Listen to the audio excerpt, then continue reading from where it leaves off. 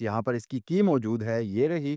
सो की में अगर ऑप्शंस की बात करते चलें तो आप देखेंगे कि एक तरफ ये वाला बैज है इसका ऑल्टो लैपिन का, और दूसरी तरफ आपको अनलॉक और लॉक का बटन मिलता है। और ये वाला जो बटन है इसको अगर आप प्रेस करेंगे तो आप इसकी की को मैन्युअली रिलीज़ करके आप मैनुअल तरीके से भी गाड़ी को लॉक या अनलॉक कर ही सकते हैं।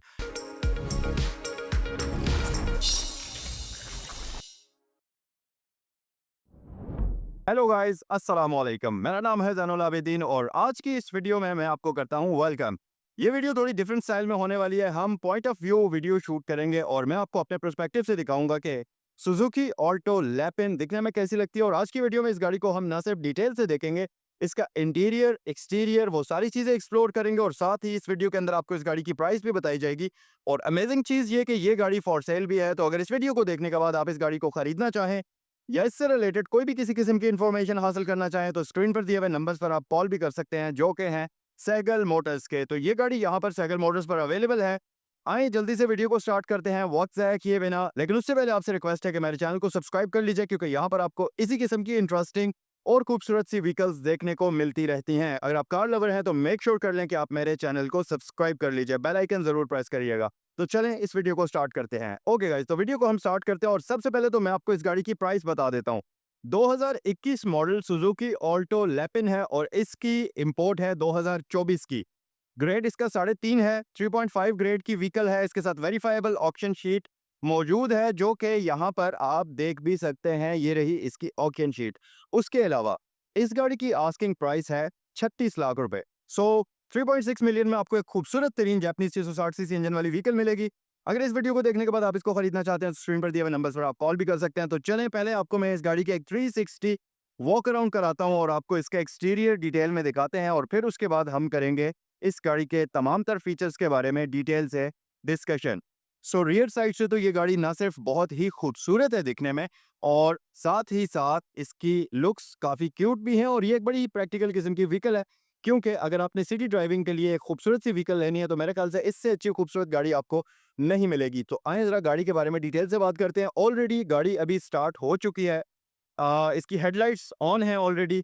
और आए ज़रा हम करते हैं डिटेल से डिस्कशन। अच्छा गाइस, तो फ्रंट लुक की अगर बात करें तो फ्रंट से इस गाड़ी की लुक्स ना सिर्फ दिखने में बहुत ही क्यूट है, बल्कि ये खूबसूरत भी काफ़ी ज़्यादा है। तो ग्रिल की अगर बात करें तो इस गाड़ी के अंदर आपको एक सिल्वर ग्रिल मिलती है, जो कि ग्लॉसी फिनिश के अंदर होती है। और दरमियान में अगर आप देखेंगे तो यहाँ पर आपको लैपिन का बैज भी मिल जाएगा, जो कि क्रोम फिनिश के अंदर है। उसके अलावा अगर लाइट्स की बात करते चलें तो इस गाड़ी के अंदर आपको हेलोजन बल्ब्स दिए जाते हैं क्रिस्टल लाइट्स के अंदर। और इस गाड़ी की लाइट्स काफ़ी बड़े साइज़ की हैं, जो कि क्रिस्टल लाइट्स के अंदर आपको दी जाती हैं इंटीग्रेटेड फॉर्म में। यहाँ पर हमारे पास इंडिकेटर है, और इसका जो इंडिकेटर है इसके अंदर भी आपको लैपिन की ब्रांडिंग नजर आएगी। यहाँ पर आप देख सकते हैं पार्किंग लाइट यहाँ पर हमारे पास आ जाती है। और इसके साथ साथ ये है इस गाड़ी की कंप्लीट फ्रंट लुक।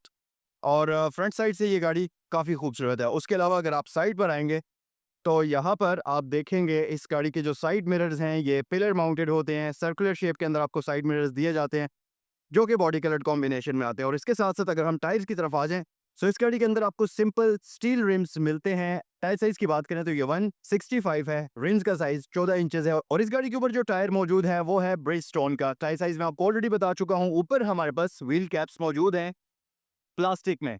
सो ये इसके टायर को काफ़ी अच्छी लुक प्रोवाइड कर रही हैं। और साथ ही साथ इसमें एसयूवीज की तरह से आपको यहाँ पर ये क्लाइडिंग चलती हुई नजर आएगी, जो कि मैट फिनिश के अंदर है। और ये गाड़ी को साइड से एक काफ़ी प्रोमिनेंट लुक प्रोवाइड करती है। उसके अलावा ये गाड़ी आती भी स्मार्ट एंट्री सिस्टम के साथ है।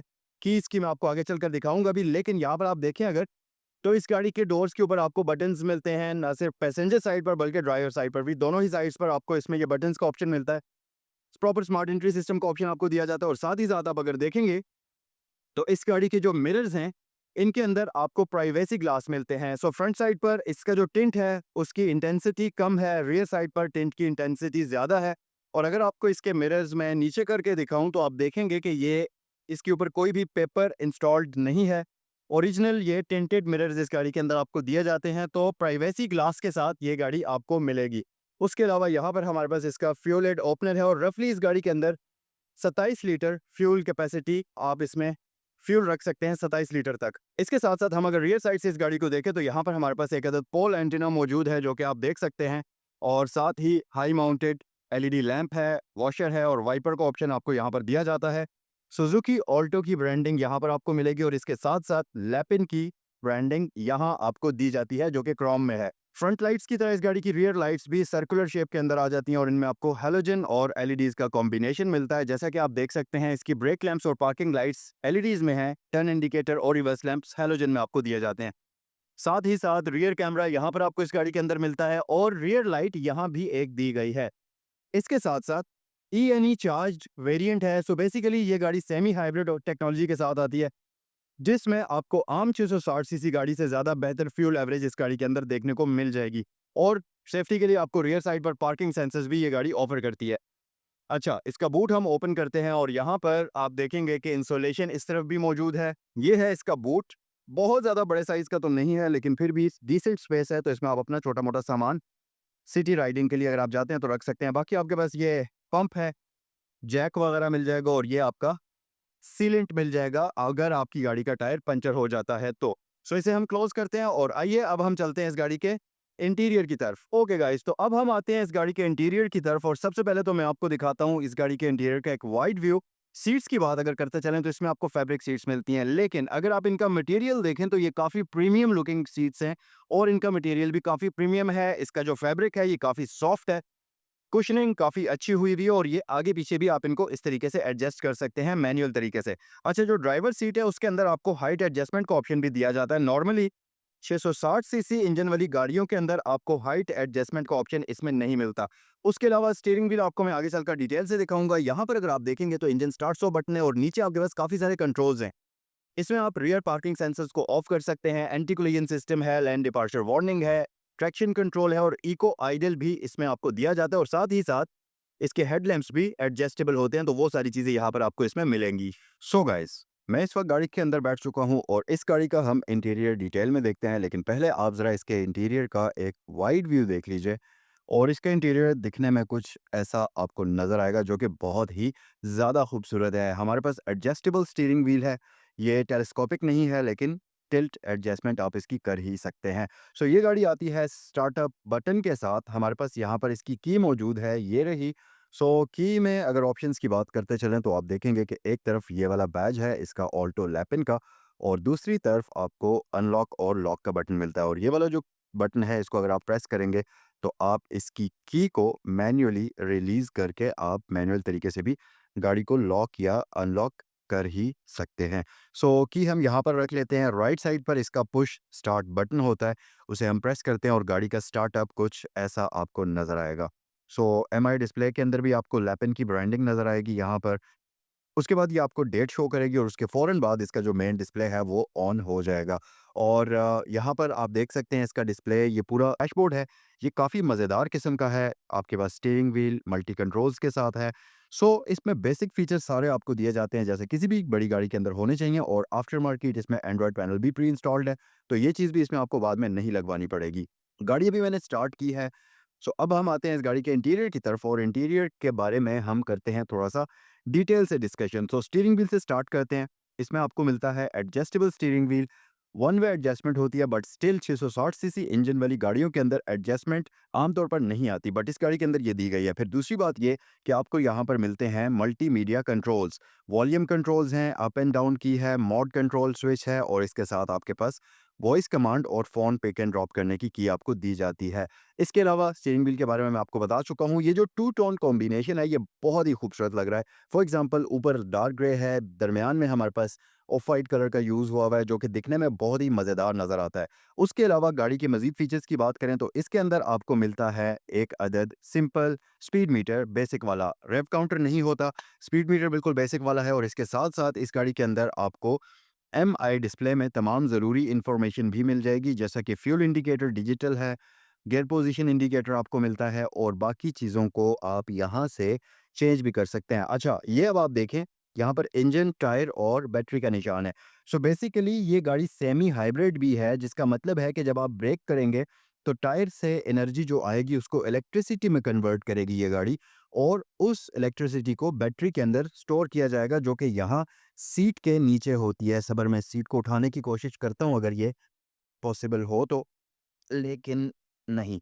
ये आप देख सकते हैं बैटरी, ये बैटरी इसके अंदर इंस्टॉल्ड है और ये डेंसो की मेड इन जापान बैटरी है। ऑब्वियसली गाड़ी जापानीज़ है, तो डेंसो की बैटरी इसकी सीट के नीचे इंस्टॉल्ड है, जो कि आपकी गाड़ी की एनर्जी को स्टोर करेगी। और बेसिकली ये बैटरी करती ये है कि बाद में गाड़ी के काफ़ी सारे इलेक्ट्रिकल्स को ऑन रखती है, जो कि नॉर्मली या तो जनरेटर से पावर ले रहे होते हैं या गाड़ी की बैटरी से पावर ले रहे होते हैं। तो उस केस में गाड़ी के इंजन के ऊपर कम से कम लोड पड़ता है और जिसमें इंजन कम से कम फ्यूल कंज्यूम करता है। ये आपके लिए एक बहुत अच्छी चीज़ है और ये गाड़ी नॉर्मल किसी भी 660 सीसी इंजन वाली गाड़ी से 4 से 5 किलोमीटर ज़्यादा बेहतर फ्यूल एवरेज देने की सलाहियत रखती है, जो कि इस गाड़ी में भी आपको ये चीज़ देखने को मिल जाएगी। ओके, तो आइए ज़रा हम इसका इंस्ट्रूमेंट क्लस्टर चेक करते हैं और यहाँ पर हम देखते हैं कि क्या-क्या ऑप्शंस आपको मिलती हैं। सबसे पहली चीज़ तो इसमें लेफ्ट साइड पर आपको ये जो नॉब मिलती है, बेसिकली ये इसकी ट्रिप ए और ट्रिप बी की नॉब है। सो ये गाड़ी चली हुई है 16,436 किलोमीटर और यहाँ से आप ट्रिप ए, ट्रिप बी में शिफ्ट करेंगे। उसके अलावा जो राइट साइड वाली नॉब है, इससे आप इसके डिफरेंट कंट्रोल्स देखेंगे। फॉर एग्जांपल ये जो अब आपके सामने मेन्यू आया हुआ है, ये है इसका सेमी हाइब्रिड ड्राइव, यानी कि इसके जो टायर से एनर्जी आती है, जब आप ब्रेक करेंगे तो टायर्स की एनर्जी को इलेक्ट्रिसिटी में वापस कन्वर्ट किया जाएगा और उस एनर्जी को बैटरी के अंदर स्टोर किया जाएगा, जो कि गाड़ी की सीट के नीचे मौजूद है। उसके अलावा आगे अगर आप चलेंगे तो ये आपकी एवरेज वगैरह शो कर रही है, ये आपको ओके गाइस, मैंने आपको पहले बताया था कि इसके अंदर रेव काउंटर नहीं आता, लेकिन लुक एट दिस, यहाँ पर आपके पास डिजिटल रेव काउंटर आपको दिया गया है। तो मैं अगर रेव करता हूँ गाड़ी को तो आप देखेंगे कि इसका रेव काउंटर जो है वो बढ़ेगा। सो यस, इसके अंदर रेव काउंटर भी मौजूद है। तो अगर आपने अपने रेव्स के ऊपर नज़र रखनी है, इंजन आरपीएम के ऊपर नज़र रखनी है, तो यहाँ से आप इसके रेव काउंटर को एक्टिवेट करके ये चीज़ भी देख सकते हैं। और सबसे मज़े की चीज़, क्योंकि इसके अंदर आपको डिजिटल रेव काउंटर दिया जाता है, जो कि एक्यूरेसी के मामले में एनालॉग वाले से ज़्यादा एक्यूरेट होता है, तो उस केस में आप इसके माइलेज के ऊपर ज़्यादा बेहतर तरीके से नज़र रख सकते हैं।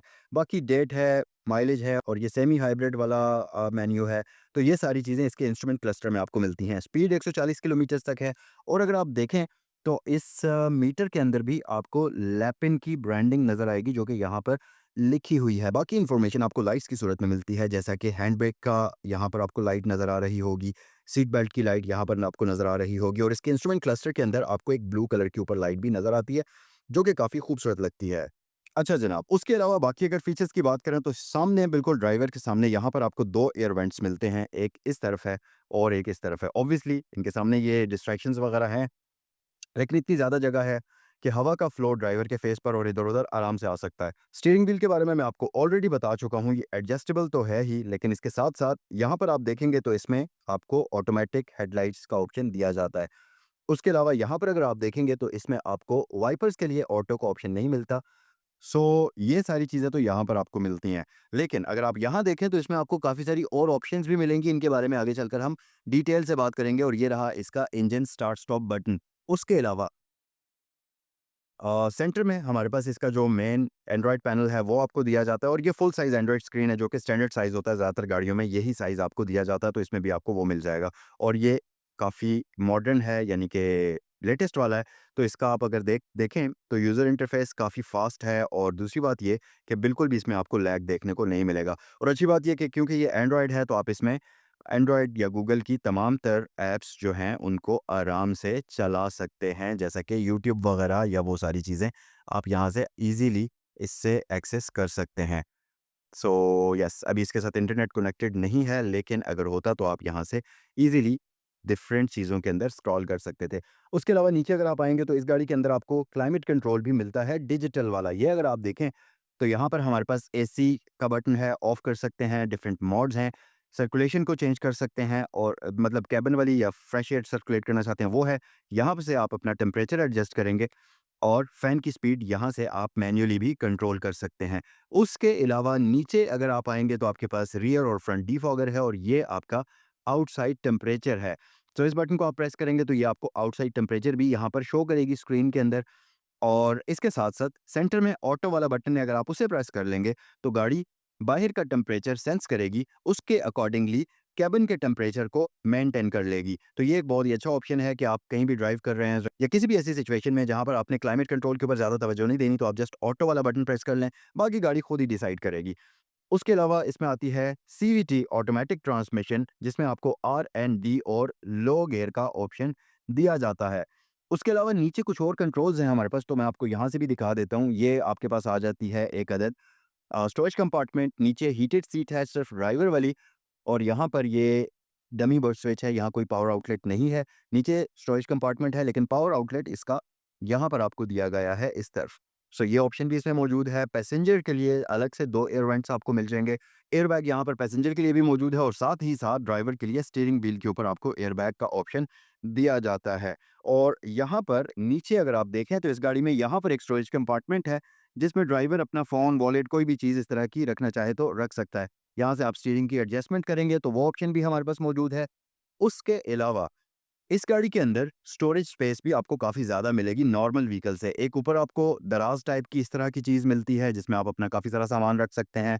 फ़ोन रखना चाहें, वॉलेट रखना चाहें, वो सारी चीज़ें ईज़िली इस गाड़ी के अंदर आप रख सकते हैं। उसके अलावा नीचे आपका ग्लव बॉक्स है। ओके, सो ग्लव बॉक्स के अंदर डिफरेंट बुक्स वगैरह पड़ी हैं, इसको हम क्लोज़ कर लेते हैं। उसके अलावा जी, इंटीरियर आप देख ही सकते हैं, गाड़ी का इंटीरियर बहुत अच्छी कंडीशन में, और यहाँ ऊपर अगर आप देखेंगे तो इस गाड़ी के अंदर आपको ये रेडार वगैरह की ऑप्शंस भी मिलती हैं, जिसमें गाड़ी ऑटो ब्रेकिंग करेगी और वो सारी चीज़ें यहाँ पर इसकी इंस्टॉल्ड हैं। उसके अलावा इस मिरर में ऑटो डिमिंग नहीं आती, ये बिल्कुल बेसिक वाला है, जैसा पाकिस्तानी सुजुकी ऑल्टो का होता है वैसा ही है।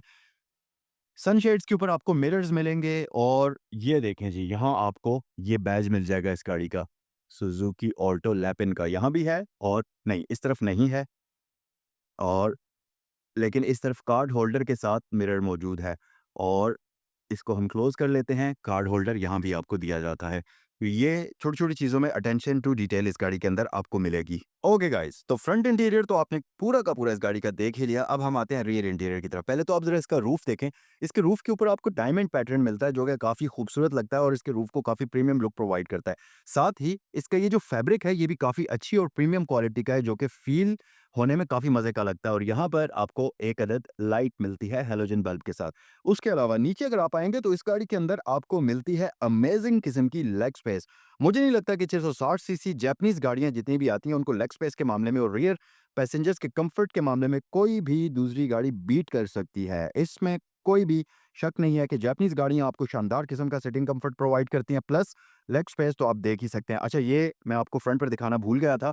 फ्रंट पैसेंजर्स जो हैं, इसमें जो फ्रंट वाले पैसेंजर्स हैं उनके लिए पार्टीशन लेस सीट्स आती हैं। आप देखें, अगर इसमें कोई भी पार्टीशन नहीं है, क्योंकि यहाँ पर कोई भी पार्किंग ब्रेक नहीं है। पार्किंग ब्रेक की जगह आपको वहाँ पर फुट ब्रेक दी जाती है, जो कि स्पेस भी बचाती है, प्रैक्टिकल भी ज़्यादा होती है, और उसके साथ-साथ आप सीट्स को भी ज़्यादा बेहतर तरीके से यूज़ कर सकते हैं। फ्रंट पर 3 बंदे सुकून से इस गाड़ी के अंदर बैठ सकते हैं, और इसके साथ-साथ आपके पास आर्म रेस्ट भी है। तो अगर आप थोड़ा-सा कंफर्टेबल होकर अपनी राइड को एन्जॉय करना चाहते हैं, तो आप वो भी कर सकते हैं, और इसके साथ-साथ यहाँ पर है आपके पास एक अदद टो हुक। रियर पैसेंजर्स जो बैठे होंगे यहाँ पर, उन्होंने अपना कोई भी सामान लटकाना है, पर्स लटकाना है, शॉपर लटकाना है, वो आप इज़िली कर सकते हैं, बजाए इसके कि आप फ्लोर पर उसको फेंक दें या डिग्गी में फेंक दें। आप यहाँ लटका दें, आपका सामान भी ऑर्गनाइज़्ड रहेगा और तंग भी आप नहीं होंगे। उसके अलावा यहाँ पर पॉकेट भी मौजूद है आपके लिए। लेग स्पेस के बारे में मैं आपको बता चुका हूँ। एक जो चीज़ मैं आपको बताना चाहता हूँ वो ये कि रियर साइड पर ये गाड़ी सिर्फ़ 2 बंदों के लिए काफ़ी है, क्योंकि इसकी विड्थ बहुत ज़्यादा नहीं है। तो 2 पैसेंजर्स तो कंफर्टेबल होकर इस गाड़ी में रियर साइड पर बैठ सकते हैं। लेकिन अगर आप 3 बंदे बैठना चाहते हैं तो फिर आप यहाँ देखें तो इसके फ्लोर पर आपको एक काफ़ी बड़ा हम्प मिलता है। नॉर्मली ये हम्प ऑल्टो के अंदर आपको नहीं मिलता, पाकिस्तानी ऑल्टो के अंदर, लेकिन इस गाड़ी की शेप और इसकी आउटसाइड डिज़ाइनिंग कुछ इस तरीके से बनी हुई है, स्लिम और कॉम्पैक्ट बनाया गया है, कि मुझे लगता है कि ये इसकी शायद कोई ट्रांसमिशन होगी या कोई ऐसी चीज़ होगी जिसकी वजह से हम्प यहाँ पर आपको इसमें दिया गया है। ये प्रॉपर एक डिज़ाइनिंग बनी हुई है। तो नीचे इसके कोई ना कोई मैकेनिकल पार्ट होगा जिसकी वजह से हम्प इसमें आपको मिलता है। सो येस, इसमें आपको 3 बंदों के लिए प्रैक्टिकल स्पेस नहीं मिलती, बट स्टिल 2 बंदे बड़े ही कंफर्टेबल होकर इस गाड़ी में बैठ सकते हैं। उसके अलावा रियर पैसेंजर्स की अगर मैं सीटिंग की बात करूँ तो ये आपको इसमें फोल्डेबल सीट्स मिलती हैं, 50-50 का स्प्लिट आता है, और इस लैच को पुल करते हुए आप इसकी सीट्स को इस तरीके से फोल्ड भी कर सकते हैं। और डिग्गी में बहुत ज़्यादा स्पेस तो नहीं है, लेकिन 660 सीसी इंजन वाली गाड़ी के हिसाब से एम्पल स्पेस है। और इसके साथ-साथ अगर यहाँ देखें तो यहाँ पर इसका ये जो रियर बेंच है, ये फिक्स्ड है, ये आगे-पीछे मूव आप इसे नहीं कर सकते। डोर्स की अगर बात करते चलें तो इसके डोर्स के ऊपर डिफरेंट मटेरियल्स यूज़ हुए हुए आपको नज़र आएँगे। प्लास्टिक है, यहाँ पर ये पैटर्न है, प्लास्टिक है ये भी, लेकिन इसका पैटर्न डिफरेंट है, और ये चीज़ आपको यहाँ पर इसके ऊपर नज़र आएगी। डोर लैचेज़ सिंपल प्लास्टिक में आ जाते हैं, नीचे आपके पास बॉटल होल्डर है, और स्पीकर ग्रिल का ऑप्शन इस गाड़ी के अंदर आपको दिया जाता है। तो चलें इसके इंजन बे पर हम नज़र डालते हैं, और इसका इंजन भी मैं आपको दिखा देता हूँ जल्दी से। तो यहाँ पर अगर आप देखेंगे तो इस गाड़ी के अंदर आपको मिलता है 660 सीसी 3 सिलेंडर इंजन, जिसकी लुक आप स्क्रीन पर देख सकते हैं। बहुत अच्छी हालत के अंदर है। इसका इंजन बिल्कुल ब्रांड न्यू आप इसको कंसिडर कर सकते हैं और गाड़ी के हर एक पार्ट की कंडीशन बहुत ही ज़्यादा अच्छी है और यहाँ पर आपको इंसुलेशन भी ऊपर इसके दी गई है। सो इसको हम क्लोज कर लेते हैं। सो गाइज, ये था आज का रिव्यू 2021 सुजुकी ऑल्टो लैपिन का। अगर आपको ये गाड़ी पसंद हो, आप इसको खरीदना चाहें तो ये गाड़ी यहाँ साइकिल मोटर्स पर अवेलेबल है। स्क्रीन पर दिए हुए नंबर्स पर आप कॉल कर सकते हैं इससे रिलेटेड कोई भी मालूमात हासिल करने के लिए। अगर ये वीडियो पसंद आई है तो वीडियो को जरूर लाइक करें। आपके फ्रेंड्स या फैमिली में कोई भी एक बेहतरीन सुजुकी ऑल्टो या 660 सीसी जबरदस्त किस्म की जापानीज गाड़ी खरीदना चाहता है तो इस वीडियो को उनके साथ जरूर शेयर करें। नेक्स्ट वीडियो में आपसे मिलते हैं। अस्सलाम वालेकुम।